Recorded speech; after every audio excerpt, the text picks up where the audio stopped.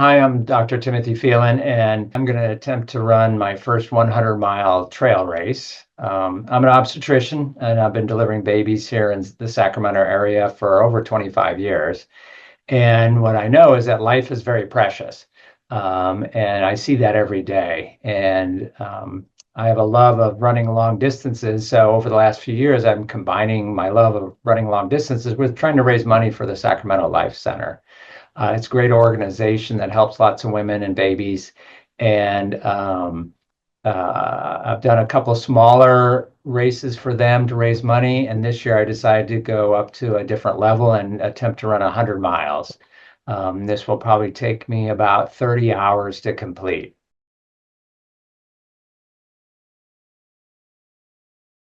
Yeah, so for people who don't really know much about the ultra running community, that the idea of running 100 miles sounds absolutely insane. The weird thing is, when I got into this about 10 years ago, I thought running 50 kilometers or 32 miles sounded pretty insane. And then I realized, wait, people run further. They run like 50 miles, they run like 100 miles, or they run 100 kilometers, like 62 miles. That just kind of blew my mind. But as I kind of got into the community, all of a sudden that didn't seem such like a crazy idea. People I knew from going on runs together, it's like, oh, they were running a 100-mile race coming up. It's like, wow. Um, and then as I got into it, I learned more about the process, the training that's involved, and how you prepare for that. And yeah, one thing that's interesting is most of the things in our life are pretty easy in modern life. And this is something that's not easy. This is a challenge. And success isn't guaranteed. There's no way I know for sure if I will be able to complete this or not. And that challenge, that unknown, that's something we don't usually face at all. And so that's exciting to me to do that. And how the logistics of these races work. There'll be about 300 people in the race, which is a pretty big amount. Um, I'm on the older side. I'm sure there's people that are older than me, but I'm on the older side. Most of the runners are in their late 30s and early 40s, some in their early 50s. I'm in my late 50s. So, but it appeals to not so many people in their 20s, but into the older generation. I think just because of the long and slow nature of it. The race is set up so that the younger people, the real elites that run these races, they'll finish it in like 18 hours or less. Me, I'm moving pretty slow. I'll need at least 30 hours. And um, that means they'll be walking, they'll be hiking up hills. So when we say we run 100 miles, we're not actually totally running all of it. There will be a lot of walking involved. Especially when I get tired or I'm hungry and I want to eat. It's hard to run and eat at the same time. So there'll be a lot of places where I'll just be walking and eating for a while until I get my energy back, and then I'll start running again.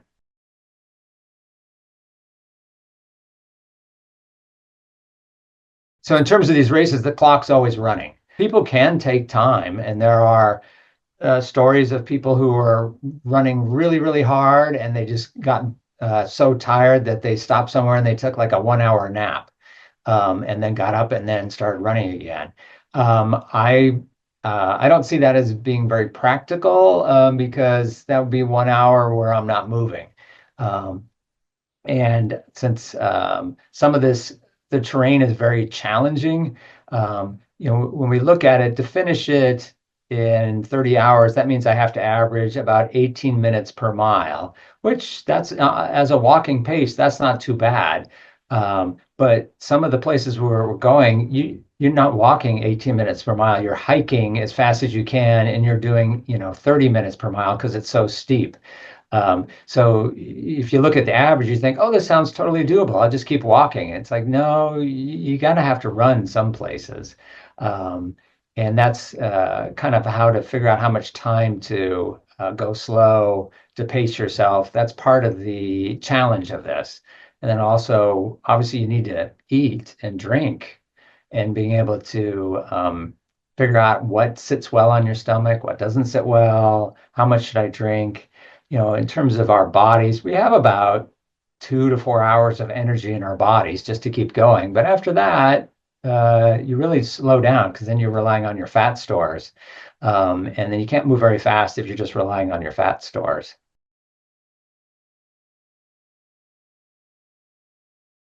Each year I've been doing different races. So there, I don't really have like a quote unquote off season. So I'm always training at some point, which usually means running about 4 days a week. And then I have 2 days that I do some strength training to help with my core muscles.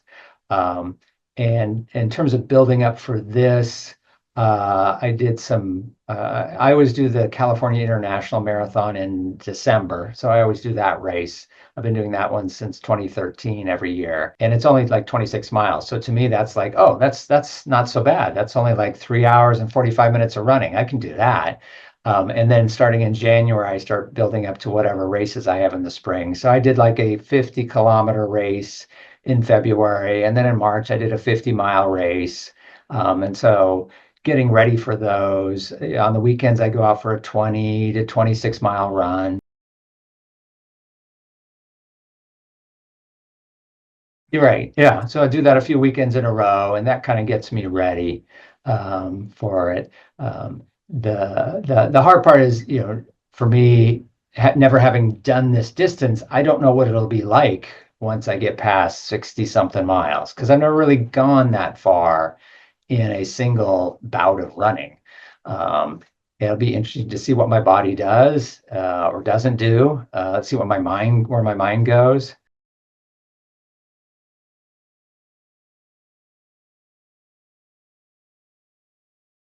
And that's a good question. And short answer is I don't know. I mean, I'll find out. But I'm people ask me, often, do I listen to music? Do I listen to like books on tape? I will say when on my training runs, I do listen to like books on audio, like Audible, or podcasts. But in a race, I never listen to music or anything like that. I'm always one, I like to be able to talk to people easily. And since most of the competitors are running at a relatively slow pace where we're able to converse, you always end up meeting people during the race and talking to people. And I've met some just fascinating people, just great life stories. The people who get involved in this sport, there's always a long backstory. There's always something about it. I've met people who are recovering alcoholics. I've met people who've had cancer. I've met people who lost loved ones, and now that's why they're doing this or they have a family member who has a very bad medical problem. And they're doing that to raise money for that family member. And generally, everybody is a really fun person to talk to. Everybody's really nice in it. And I'm not saying in other sports that people aren't nice, but there's a certain level of appreciation for life and being grateful for what they have. And no one's like in a bad mood most of the Wow. time. The way the race is set up, some of the most challenging stuff is in the first 30 miles. So when I get past the first 30 miles, I'll be sort of somewhat relieved to be like, okay, good. I've done the really, really hard stuff. Not that what's happening next isn't going to be challenging as well, but at least the most extreme, steep trails, the most technical stuff will be past me. Um, and the race starts at noon on Friday. So when I get to 30 miles, it'll be about 6 or 7 p.m. And so the sun will start to go down. And so then I have to be prepared to run through the night. So changing my clothes, putting on some warm weather clothes, getting my headlamp, make sure I have a raincoat because there's a chance of rain during the night, make sure I have all my hydration with me, and then taking off into the night is going to be different because that's not something you usually do.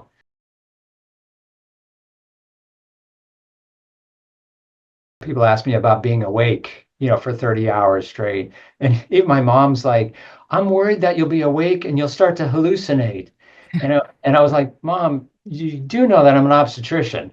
I'm used to being awake. Like, it's not unusual for an obstetrician to work all day, work all night, taking care of women, deliver babies, and then go to the office and work all day again. Like that's not an unusual thing for me to do. So I'm not worried about being awake for 30 hours. Oh, yeah, I'll drink some coffee, but I think it's just more my passion for it. So being awake for 30 hours, I've done that many, many times. So I'm not afraid of being awake that long and about how I feel. I know how I feel after I've been awake for 24 or 30 hours or longer. And I don't hallucinate. So I'd say that's going to be an interesting challenge. And then the sun will come up again, and I'll still be out there running and thinking, okay, the sun just came up, and I still have to run another 40 miles. Okay, this is going to be a long day. So since the race is somewhat it's what we can call it mountainous, definitely hilly, remote. You have to have bring enough fluid with you, enough hydration, usually at least a liter of fluid on you, enough calories to sustain you. I'll have one of those shiny emergency blankets. I'll have an extra layer of clothing with me. I'll have a headlamp case it gets dark sooner than I expected, or I'm not where I expected to pick up my extra equipment. Because they have places where I'll have pre-selected places where I can leave some equipment ahead of time and clothing ahead of time, called drop bags. So, and I also have a friend of mine who'll meet me at three different locations where a crew is available to come meet the runners. Um, and that's where I'll have somebody that I know will meet me there, and he can bring me the special food that I was like, hey, bring this to me at this location at mile 47. This is what I'm gonna want. And then yeah, have that extra layer of clothing in case I need that there, an extra pair of socks in case I want to change my socks. So there are locations where we have drop bags where we can have our own personal stuff. But the race organizers have hydration stations every 6 to 10 miles or so, where I'll be able to reload, get some more food, get some more water. Yeah, that's a good question. They do put little markers on the trail. So they tie little ribbons of a certain color on trees about every quarter mile, so that you know you're on the right trail. And lots of places, there's only one trail, so there's there's no way you would get lost. But sometimes there are places where trails intersect, and sometimes we're going left or right. So and it's pretty important that you pay attention to those things. And for the nighttime, they have reflectors on them so that they show up in the light of your headlamp so that you'll see them at night. Despite that, there's always some people that get lost on these races. And I find that usually typically happens when people are talking to each other and they're thinking about that and they're just looking ahead and they didn't see the little ribbon that says, oh, you need to make a right here on this little tiny trail that goes up a hill. You don't follow this road all the way down to the river, for example. So there can be things like that. And that's happened to me where I've been on a race at night and I haven't seen a marker in a while. And I'm like, wait a minute, did I miss something? It's dark. And I've had to double back like a quarter mile to go, okay, no, I am definitely on the right trail. Okay, let me just keep going forward. I didn't miss anything. And that's, especially at night, that can kind of play head games with you. Like, am I going the right way? Because of the nature of these races, people have different paces. And so, yeah, there'll be hours where I'm by myself. But I will say what's kind of cool, especially at nighttime races, is that you think you're by yourself, and then all of a sudden you'll be in a certain part of the course where you can see more of the course ahead, like up through trees and stuff. And you see these lights all through the forest ahead of you or behind you. When you're like in your canyon, you can look at the trail as it goes down the canyon. All of a sudden you realize there's like 50 of us out here. We can't see each other. We're all about a quarter mile or half mile apart, but I can see that there's a whole community of us out here running this. And that just kind of gives me the tingles when that you cross that and you're like, okay, I'm not alone. There's a bunch of people out here. We're all doing the same thing. We just can't see each other, but we're all definitely out here. Most people are doing it just for fun. I Oh, would say wow. the vast majority of people. Every once in a while, I'll run across somebody in one of these races that is actually doing it for a specific event, a specific charity or something like that. But that's not common at all.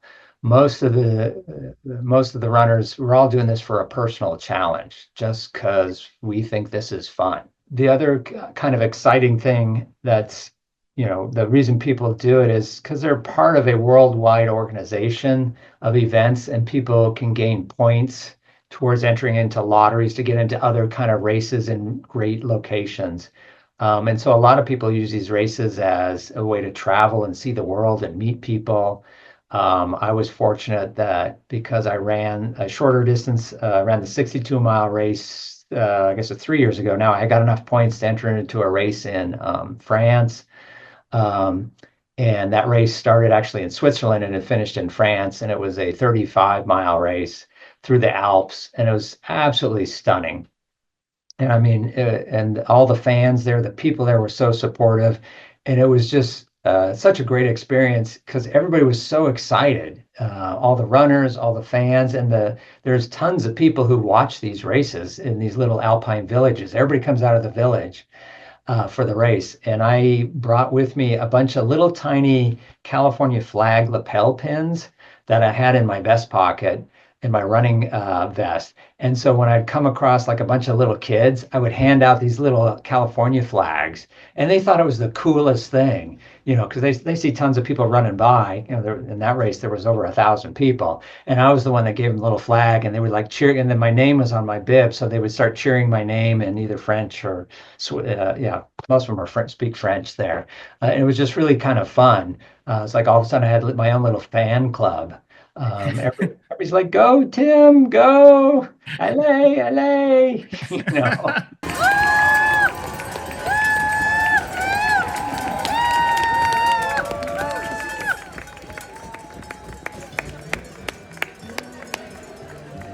So it was such a fun experience, and I'd love to go back to Europe and do some more races there.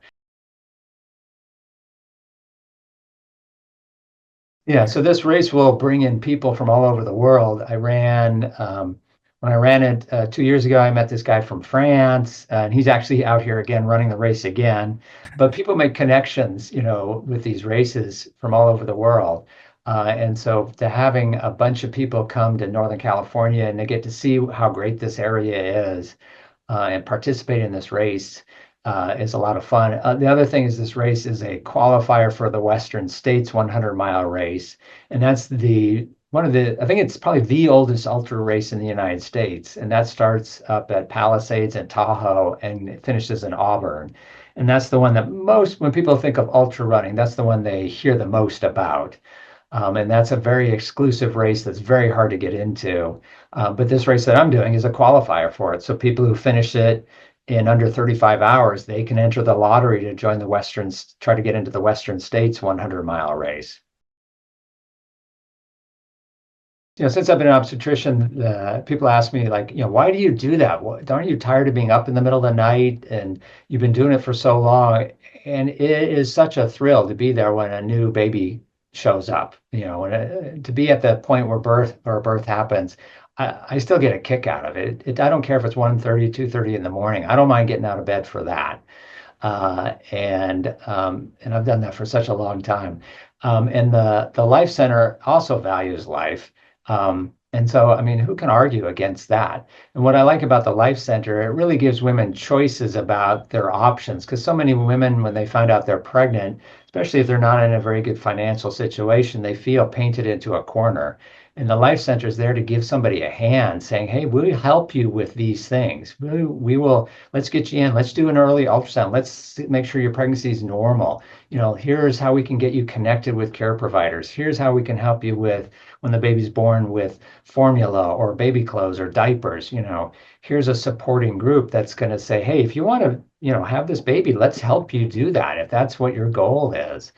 So I feel like it really gives women some more choices out there when they may have felt they didn't have a choice.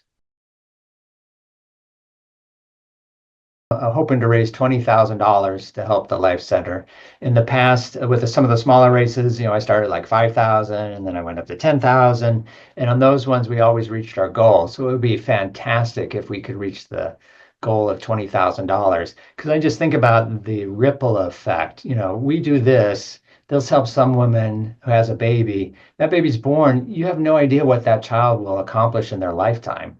We don't know if that's going to be the person who's going to grow up and cure a certain type of cancer, or to grow up and lead their family out of their situation and develop a safety net for them. We don't know. The human potential is so huge, and each person has potential. And it would be, you just don't know what effect that will have on the community because we did something that helped one person say, yeah, I want to have this child. I just that just gives me the tingles too. Just thinking about the ripple effect. We do one thing, somebody donates $50, great, that's fantastic. And we don't know how that's going to affect society in the future or our world in the future. And it could have such a huge positive effect. And we just think, yeah, $50, that's not that much. I could do that. The SAC Life website, there's a way to donate. And then also on my business, Creekside OBGYN of Folsom, there's a place, I have a blog about my run, why I'm doing it, and people can go to that. And there's a link through that they can get to the SAC Life website too.